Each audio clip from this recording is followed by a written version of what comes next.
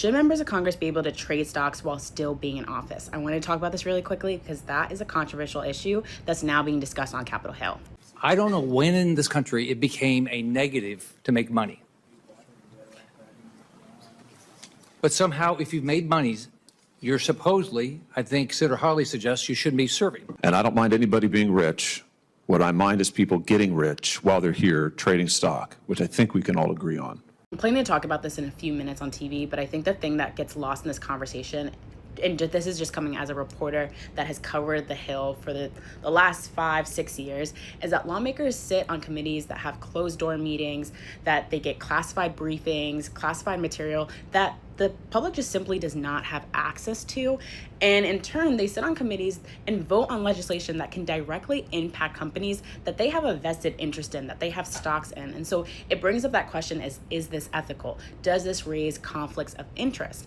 And so in this case, this Republican Senator, Josh Hawley, he brought up this legislation and he anticipated that he was going to get pushback from members of his own party. Some Republicans have said that they think that this will actively discourage people from running for Congress, and they have also brought up concerns of how this will directly impact the White House, because this bill doesn't just impact members of Congress, this will also apply to people in the White House. That includes the president and vice president. And so Hawley has come forward saying that he is willing to make some modifications, saying that he will push back when this law, if this bill does get passed, it will include language about what date this will actually go into effect. So this can go into effect 5 years from now. But he made it clear that this is going to apply to everyone, not just members of Congress, but also to members of the White House. Now, Democrats on their end have voiced that they're in support of this bill.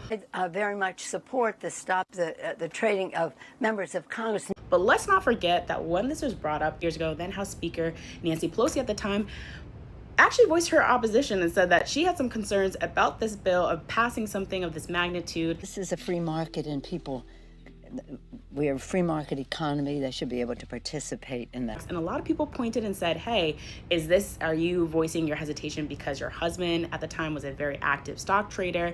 And she got a lot of pushback from that. So it's pretty notable that she herself, and even at that time, she then said that she was willing to consider it, but nothing ever happened to it. Now that it's actually made some more advancements and it passed a committee vote, there's this question like, oh wow, this is actually gaining some steam.